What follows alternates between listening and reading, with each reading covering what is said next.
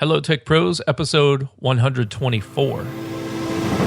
There are plenty of people who can do this technically, but can't communicate well. So if you've got that skill and that's something you want to do and you can communicate, find people to help you solve the technology problem. Just get podcasting. Welcome to the podcast where I chat with professionals who are getting the job done using technology 7 days a week. Each week we start with Motivation Monday. Tuesday is about productivity, Wednesday, leadership, Thursday, technology, Friday, people and communication, Saturday, entrepreneurship, and Sunday, being unplugged. All right, let's get started. Hello, Tech Pros. This is Chad Bostic, and I'm excited to introduce our featured guest today, Jim Collison. Happy Friday, Jim. Hey, Chad. It's always good to get to Fridays. Yes, finally. It did not get here fast enough, did it? No, not. It's always good to get to Friday, although I love my job, so Fridays don't have the impact that they used to, but it's a good chance to get to the weekend. I always appreciate that.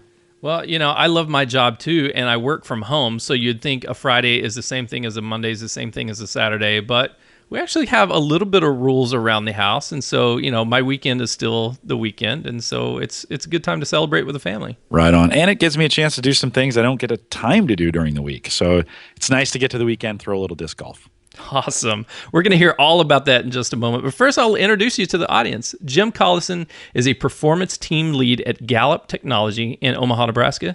Jim oversees a team of software developers as well as the internship program, both for high school students and college kids, year-round. And then outside of Gallup, Jim Collison is the voice behind the Average Guy Network, where he hosts Home Gadget Geeks, Home Tech Tips, Cyber Frontiers, Rich's Random Podcast Generator, is doing podcasting, webcasting for Gallup too. Dude, you were like all over the interwebs. It's a busy life, and I almost podcast at work now more than I podcast in my own network.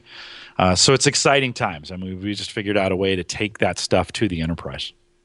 I think that's so awesome. I can't wait to talk to you about that topic because back in my software development and my IT leadership, I did a lot of work for corporate communications departments inside like Fortune 500, Fortune 100 companies. And so I'm really interested to get your perspective on how companies can further their brand and put it out there where it's public consuming, but it's really this audio format or audio and video format as opposed to just, you know, emails and newsletters and that kind of stuff. Yeah, well, we learned a long time ago that, you know, I would say when we first started going to video probably 4 years ago, so live stream was kind of one of those first companies that allowed us to do that, and we quickly moved on to YouTube. We found that if we could get ourselves in front of our customer, and in my own podcast network, those are just tech guys around the country, right? So Home Gadget Geeks and Cyber Frontiers really reach that target audience of tech guys who like to just talk, you know, like to talk tech. That's kind of what we do on those two shows. And they're niche-y, right? One's about gadgets, one's about cybersecurity and big data. But I brought that to work about 3 years ago, came to Gallup, and you know, we have a very social product called StrengthsFinder. And it's a book, it's an assessment, a book you can buy, an assessment you can take, and we ask you a whole bunch of questions online, and it gives you back this top five things that you're really good at. And so we've built this community, 14 million plus, we're coming up on 15 million here, have taken that assessment around the world. And so we knew we had a very social product to begin with, so we could start talking about it either via podcast or via YouTube. We actually blend that together. We call it a webcast. So that's both podcasting, traditional podcasting is audio only, right? And so to speak, although I think that definition needs to be blown out. And then the webcasting piece was we added video, YouTube video to it. And we do these programs live. We do them on YouTube. We have a live page at our in our company where people can come to. We get 30 to 50 people to join us on these live webcasts. But it gave us a real opportunity to talk about our product. And then 2 years ago, we started training coaches to be able to use the StrengthsFinder assessment to help people with their lives.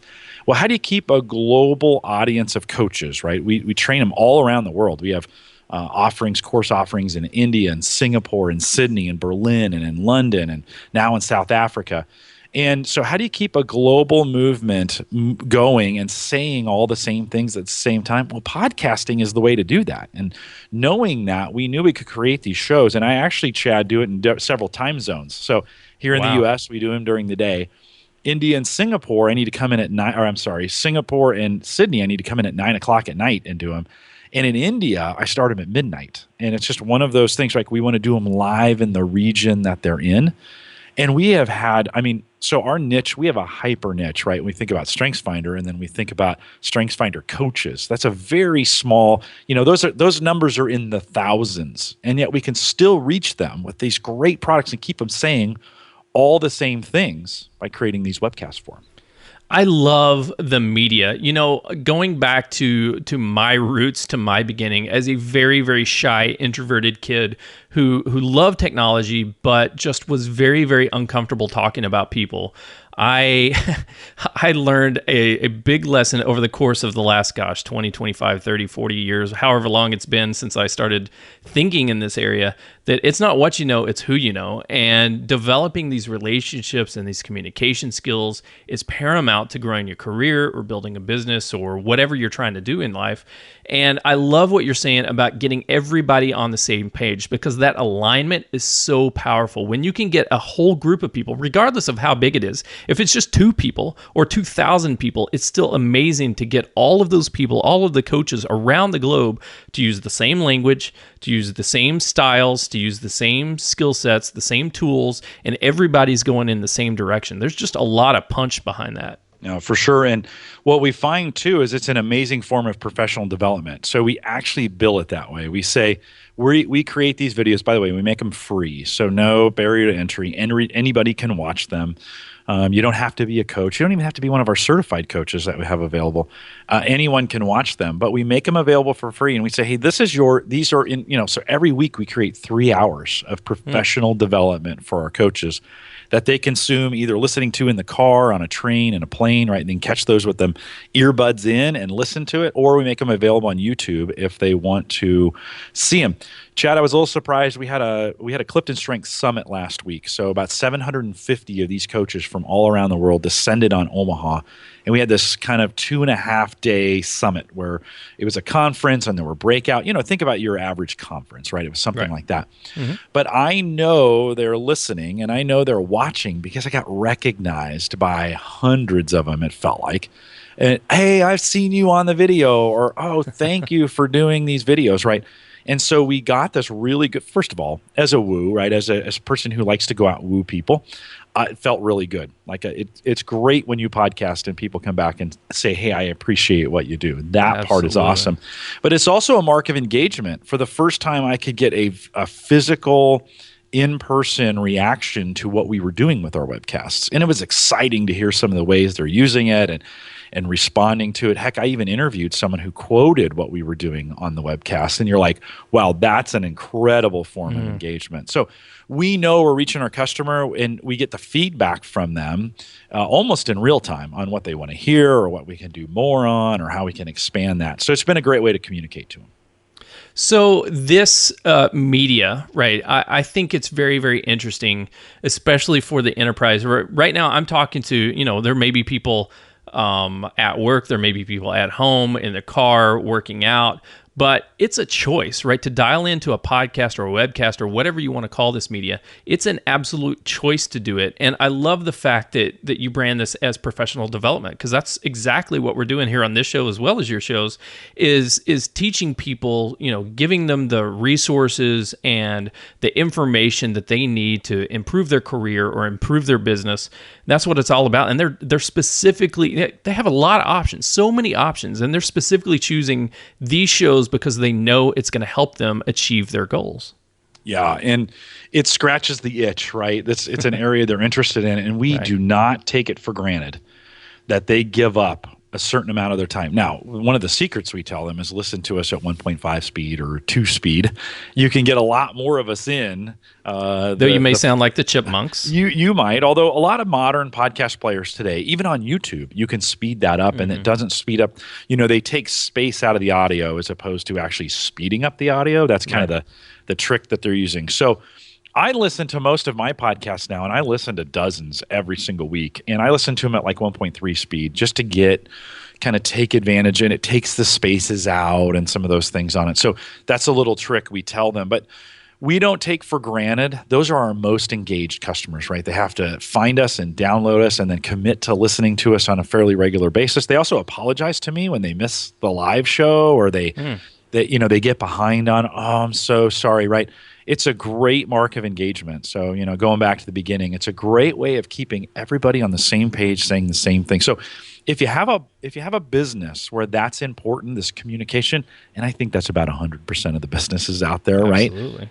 I think it's really important that either on a weekly or every other week or a monthly, hey, it could even be quarterly, you're giving your customer an update in some way. Make it both available in audio and video, and put that thing out there on YouTube, and then push them to it. You and I both know, Chad, that doesn't necessarily take a lot of money or expense. You just got to get a pretty decent microphone, a fairly decent camera. You can get most of the equipment for under $200 in most cases. You already have a PC probably that you're using. So a great way to get it done. So I've done a lot of work with various corporate communications groups in pretty large organizations, right? Fortune 100 companies with tens of thousands of people worldwide. And, in the sector that I was working in, it was actually the energy sector, and they're a little bit slow to adopt technology, and a little bit extremely slow in some companies to adopt just social media in general, right? So what would you say to these companies who have held back, right? Maybe they publish a newsletter, maybe they've got a website, maybe they're just doing the basics, but they look at the podcasting, the webcasting as, I don't know, some mumbo jumbo stuff that, yeah, maybe technically it's easy, right? Maybe there's not a lot of capital that you have to put into the project, but what do we say? What's the message that we want to get out there, and how do we present it? And how do we get our customers to want to listen to our shows as opposed to just going about their business? Yeah, it's a little tricky because every audience is different, and every company brings a different set of skill sets within their own organization to be able to do this. But let me give you an example. So let me give you two. One is I had a solar company reach out, and these are both in energy, since you said energy. Mm-hmm. I had a solar company reach out to me the other day. They had found a post I'd put on my blog about solar energy, and they were wondering if I would insert a link for what they're doing in there. And I just said, hey, why don't you write a post? Like if I'm open to you putting a post on there. And they wrote this really well done article about solar energy. And there are solar geeks out there, right? There are folks, guys, gals, who feel very, very passionate about what's going on with solar energy today. And so finding them and reaching out to them and creating a podcast that really goes to the point of what's happening in latest technology, what's going on with the price, because we all know solar's pretty expensive, although the price is coming down as energy adoption, solar energy adoption kicks in, the price is starting to come down. Well, let's talk about that, right? Give me an update. I would think a monthly podcast from a company like that, as they began to blow that out to their customers, put it in their newsletter. Hey, we're podcasting about this on a monthly basis now.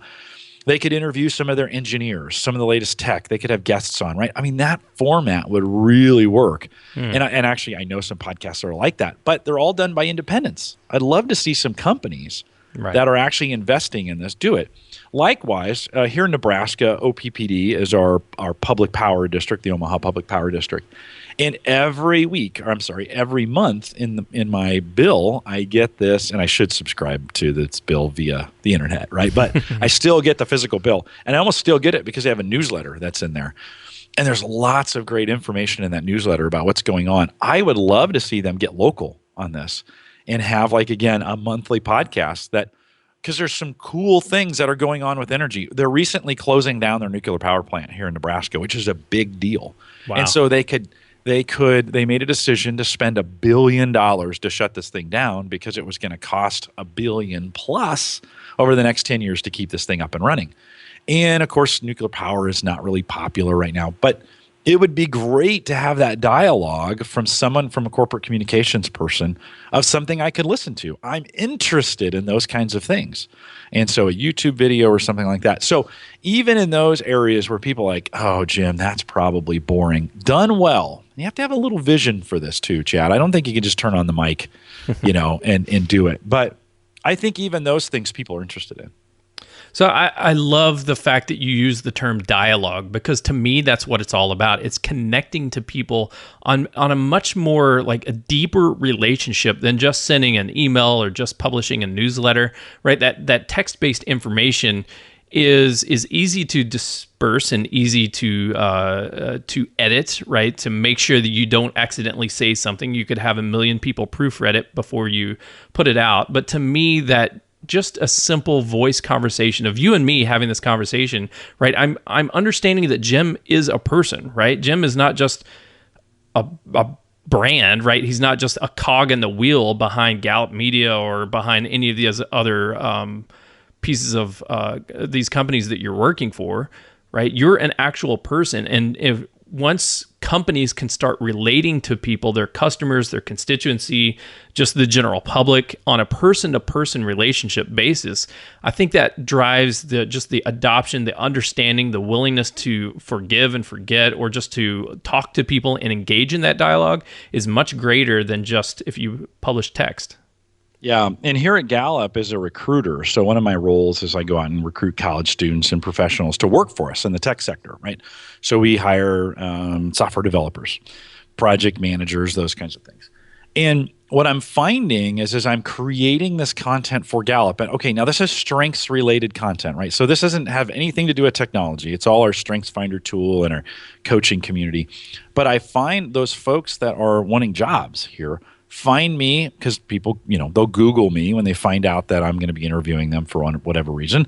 And all these videos start showing up and then they start watching them. And then when they come in, they're like, I've seen you on a video. And it adds an element of credibility that I couldn't have. They can see who I am and they see us talking about our products and the passion behind them. And we're trying to change the world by making a better place to live. Well, that for people who have high mission, they love those kinds of things. And so it increases this awareness, right? This podcast goes beyond just product. It's not just to sell the product, right? But it adds credibility to the organization because they're out there. And so people will watch them. They will Google you. They will find them. And so I find them a very important part of my recruiting job, even though I don't do them for recruiting because we brand them appropriately and all those pieces you need to have.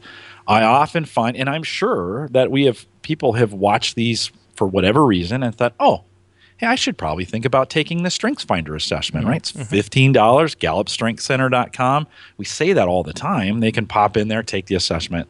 And of course, that's always, that's what we're trying to do is have people take and purchase this product. So it works all the way around when we think about using podcasting for those reasons.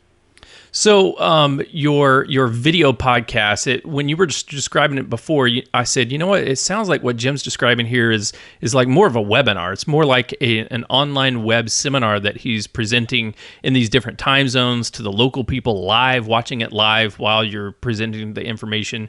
Is there the feedback mechanism where the audience can actually interact with you and ask questions and give statements?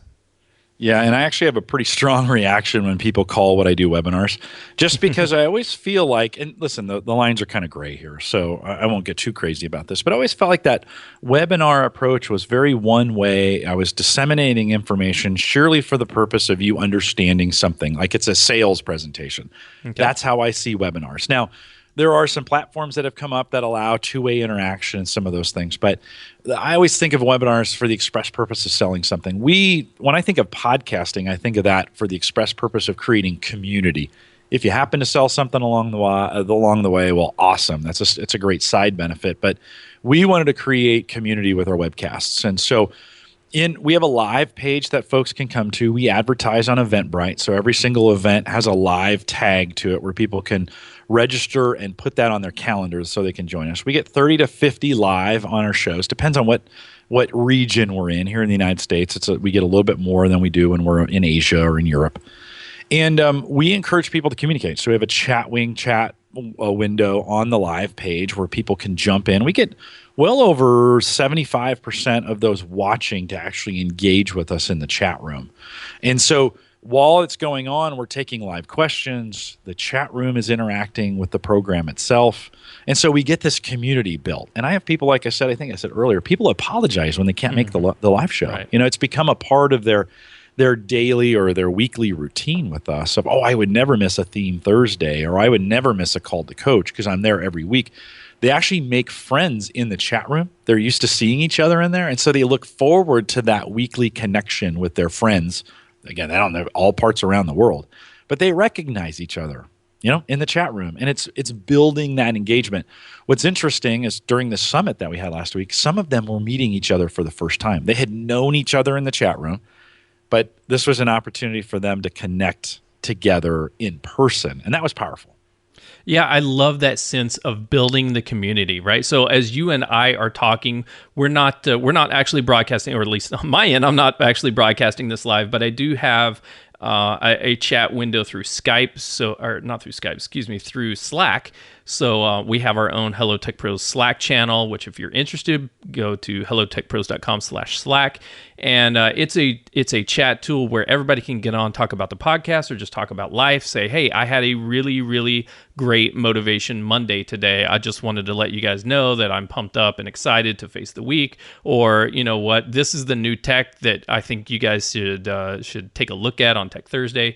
And so that sense of community where even where I'm not there, I'm not at the keyboard, I'm not at the computer, I'm out having dinner with my spouse, or I'm in bed asleep, the community is still there, like talking to each other and interacting, and they're becoming friends and they're becoming colleagues simply because we opened up this channel and said, we want this not to just be a one-way conversation where we're just putting this information out there and you can listen to it. But no, we want you to be part of the conversation too and start building that community around it.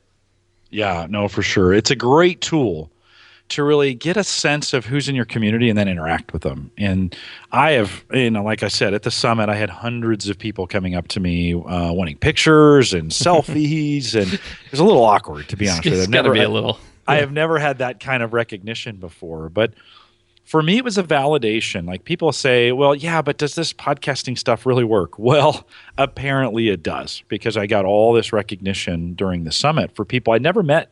In a lot of cases, I never met many of those people personally, and yet they were comfortable enough with me to come up and give me big hugs, right? That means I lived in a world where they got really comfortable with me on a day in and day out basis. And so I think just a great example of what the power of what can have. Now, did we create that overnight, Chad? Did I set that up 2 weeks ago and then we had these results? Absolutely not, right? 3 years we have been at this. And growing slow. And I remember when when we had our first 1,000 download month, and we made such a big deal about it. Like, we've reached 1,000. We're regularly doing 10,000 a month now on these downloads, and that's just the audio channel, not including what we're doing on YouTube. The YouTube videos on Theme Thursday get a couple thousand in the first 30 days.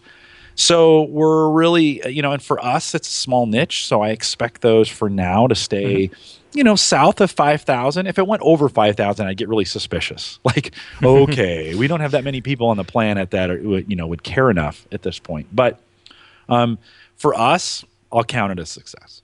So I am all in on the media. I love it. And you are all in as well. There may be some audience members who are listening to this particular podcast saying, you know what? I think I would love to talk to my boss and convince my management team that we need to do this. And maybe I'm not the right person to be behind the mic, but maybe I would just love to see it happen.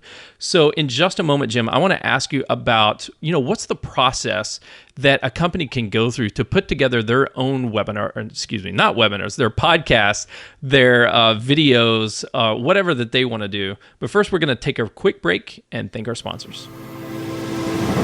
This episode of Hello Tech Pros is sponsored by Minio Cloud Storage. Minio is a cloud object storage server for developers and DevOps written in Go. The Go programming language is the emerging language of choice for modern cloud infrastructure projects, and it allows Minio to be highly concurrent and lightweight. Minio is Amazon S3 compatible, built with microstorage architecture in mind, but at its heart, Minio is simple, scalable, and supported by a passionate developer and user community. In episode 89 of Hello Tech Pros, I talked with A.B. Periasamy, one of the founders of Minio, about the importance of community support and recruiting software developers who are as passionate about their product's code as artists are of their art. Check out that episode at hellotechpros.com/89 and check out Minio Cloud Storage at minio.io. That's minio.io.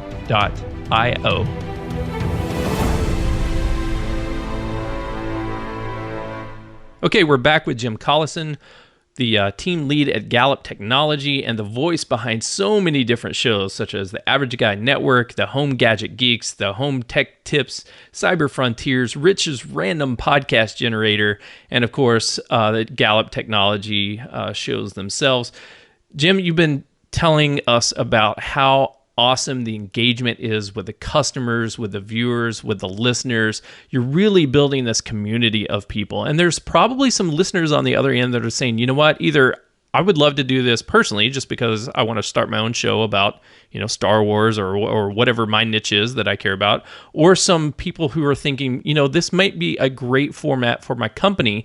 They're not there yet. They haven't started it, but we've thought about starting a podcast show or a YouTube video show, but we just don't know where to start. What advice would you give these folks? Yeah, we on Saturday mornings, one of the ones you didn't mention is every Saturday morning I get up and we do Ask the Podcast Coach over at askthepodcastcoach.com. Dave Jackson and myself, we're on Saturday mornings, live call-in show. People can come in and ask us questions. Dave Jackson is kind of the podcast. He's really good at helping people get podcasts started. So I'll put a plug in for that if you're interested in the technical side of how to get going. He's got a whole, infrastructure set up at schoolpodcasting.com. But that being said, for folks who are getting started, we always recommend, we get this question a lot on Ask the Podcast Coach, how do I get things going? What's the right thing to do? Well, I always say slow. Like, you never want to come out of the gate on this thing in a hurry, because there's a lot of things that you need to kind of tackle. First of all is finding the voice and the communication channel and how you want to be. And we always recommend that people, before you go out and buy equipment or whatever, grab a laptop, use your cell phone, whatever, record a couple of these, get a couple folks together, say, what do we have to talk about, and how would we talk about it if we were going to create a program like this? What could we say that would add value to the community, that would draw people together, that would allow us to kind of start gathering a crowd? Sketch a few of those out. We actually recommend you get about 10 ideas on programs that you could put together. Just write them down. What would we say? What kind of things? What would be some sample titles that we would do? Then take 2 or 3 of those and just try a couple of them, but don't go live. Don't post it anywhere, because the first couple are terrible, right? When you first start doing this, you're just kind of figuring some things out.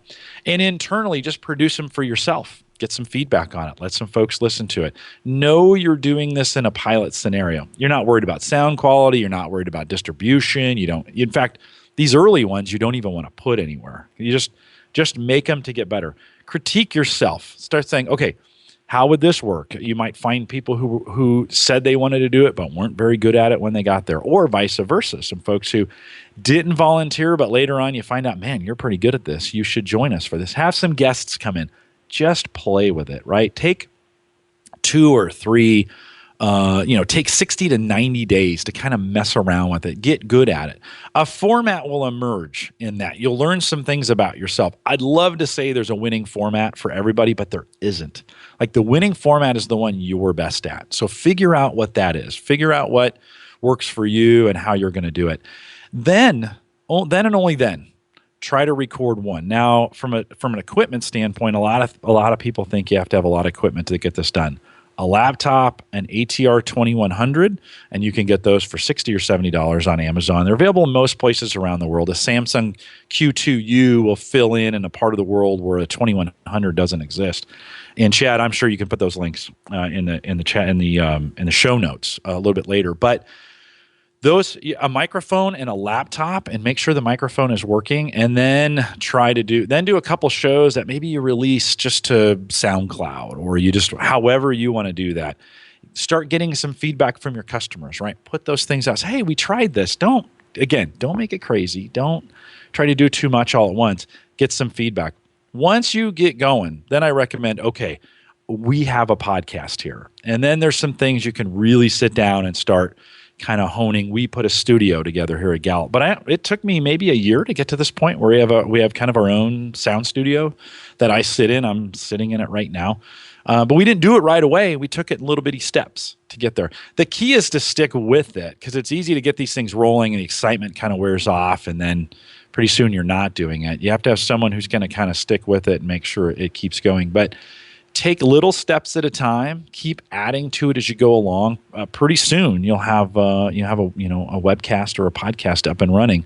But listen to your customer, right? Put that thing out there, get some feedback. What do they want to hear? What do you have that's interesting that they want to hear? That's where I'd start, Chad. Yeah, I love that the advice is not starting with go out and buy a ton of equipment, because I've seen these people, my friends, who've gone out and spent $1,500 on the best microphones and the best swing arms and all the pop filters and all the soundproofing tiles to put up on your walls and all this kind of crap, and then they don't do anything with it, right? They've never actually published anything. And I've talked to so many other podcasters who I was just at Podcast Movement in Chicago a few weeks ago, and it was the same thing. Like, I've talked to several people who are like, well, I haven't actually launched my show yet, but, I've spent $2,000 on equipment. When was that? It was 3 years ago. Okay, what are you doing? Like, right. You got to start somewhere, and starting with a bunch of equipment that nobody's using is not the right answer. So I love how you broke it down into just trying it, right? Just with the microphone that's built into your laptop or on your iPhone or whatever you're carrying around in your pocket, there's a recording device somewhere, and just hit record, just start having a conversation. Maybe it's recording the meetings that you and the other individuals in the room are talking about what you want your podcast show to be about. And some things will come up, and you'll listen to it later, start to critique yourself, like you said, and you'll start to see, oh, you know what? This part of the conversation was actually pretty interesting. The rest of the conversation was pretty boring. So maybe we should focus on these aspects or something else. Yeah. But definitely ask for that feedback and get the feedback from the community, the customers, the people who are already engaged with you. Maybe those early adopters, right? In every community, there's always people who are just like the first to sign up, the first to click, on all the links on your emails. Maybe you could reach out to those individuals and say, hey, I've got this new thing. I'm not sharing it out publicly, but do you mind giving us some feedback on it? Yeah. And go listen to your competitors' podcasts. Chances are you've got some competition that maybe got out ahead of you, and go out and listen to those. Now, don't copy them, right? Yeah. Don't do exactly what they're doing, even if they're really successful. Create a better version of, challenge yourself to be like, oh, this is what it could be. And then create a better version of that. Offer more information. Have different guests. Don't interview the same people all the time, right? Mm-hmm. From that standpoint, reach out and find a new and interesting guest that have never been on a podcast before, and bring them in, right? Expand the horizons of your audience. So I think there's a great, experience in listening to what other people are doing, and then say, oh, okay, here's some things we could do. That would be, while you're ramping up your show, you could be listening to how other people are doing it. You could even listen to other shows outside of your genre to say, hey, is there an opportunity to take that similar kind of format and bring it into mine? Awesome. And once they start creating this media, once they start creating their podcast or their webcast, and they want to get it out and really connect with their customers, their fans, the people that do engage with them, and say, start listening to this material. We get hung up sometimes on just the terminology, right? Is it a podcast? Is it a webcast? Right, is it a webinar? What is it? Does it really matter what we say? Yeah, doesn't at all. No, it really doesn't matter at all. The audience doesn't care, right? When Serial came out, they didn't know it as a podcast. Right. They knew it as Serial. Right. Yeah. So be known as, in fact, for a while, those two terms were kind of equal in the sense that when people referred to it, they're like, oh, you mean like cereal? And so it become the kind of default, the de facto default in your niche. That's how they know. It's like, oh, who cares if it's a podcast? You just want to get it in front of them so they can listen to it. I love it. Jim, unfortunately, we're out of time. Ben, I could sit here and talk to you about this kind of stuff all day long, brother, because you feel my pain. You know the pain of Skype. You know the pain of having the wrong microphone hooked up in the wrong place. Don't get into podcasting just because you want to get into podcasting. Like, you have to have the sustainability to every day or every week that you publish one of these, like, own the problems and resolve them and move on, and just you got to really, really love having these conversations. Well, that's my takeaway. Oh, I bumped the mic. I'll just say this: podcasting is not a tech thing; it's a communication thing. So if you're a great communicator, get past the tech and communicate. There are plenty of people who can do this technically, but can't communicate well. So if you've got that skill and that's something you want to do and you can communicate, find people to help you solve the technology problem. Just get podcasting. Awesome. Those sound like some great words of wisdom. Any others before we wrap it up? Yeah, just a couple things. If folks are interested in, I mentioned, hey, you might want to listen to what other people are doing. If you want to listen to what I'm doing, and we got a variety of stuff that's available. One is you can catch our videos, both audio and video. It's available around our StrengthsFinder tool, what we do at Gallup. Simple email or simple web address, coaching.gallup.com. You don't have to be a coach of any kind to listen or watch those, but you'll see me in those videos. And if you ever need any help with anything, you can always reach out to me as well. I'm always open to questions. If you want to see what's going on at theaverageguy.tv, that's just theaverageguy.tv. We've got, like Chad said in the very beginning, we've got a bunch of programs out there. We've kind of put Rich's random podcast to sleep for a while. We're not doing that one, but Home Gadget Geeks is weekly. We do that live. Cyber Frontiers actually have one of those coming up here. We do that about every 3 weeks or so. But those are available for you, again, at theaverageguy.tv. And then if you want to track me down on Twitter, it's just at @JCollison. Awesome. Jim, thank you so much for joining me on Hello Tech Pros today. I really value your story and your inspiration. I mean, as a new podcaster, this is great to hear from someone who's been doing it for 3 years and is still excited about it, building that community. I love what you're doing there at Gallup, and I love what you're doing on all your other programs, and I appreciate you so much taking time out of your busy Friday to spend time with us.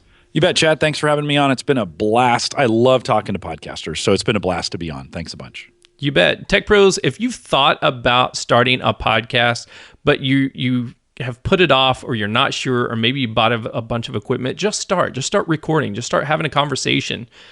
And even if you're not the best communicator, this is a great way to practice your soft skills. It's a great way to practice, as Jim was saying earlier, it's really a way to work on professional development. Whether you're listening to a show or whether you're creating a show, it's still a great way to bump up your skills a little bit. You've been listening to Jim Collison, and I'm Chad Bostic. And until next time, take care. The show notes page for this episode can be found at hellotechpros.com/124. Do you use Slack for team communication? Join the Hello Tech Pros Slack channel at hellotechpros.com/Slack. If you enjoyed this episode, please leave a review, subscribe to this channel, and check back tomorrow. This has been People Friday, but tomorrow my featured guest and I discuss entrepreneurship. On Sunday, being unplugged. Monday, motivation. Tuesday, productivity. Wednesday, leadership. Thursday, technology. And then back again on Friday to talk people and communication. And I'll talk to you tomorrow.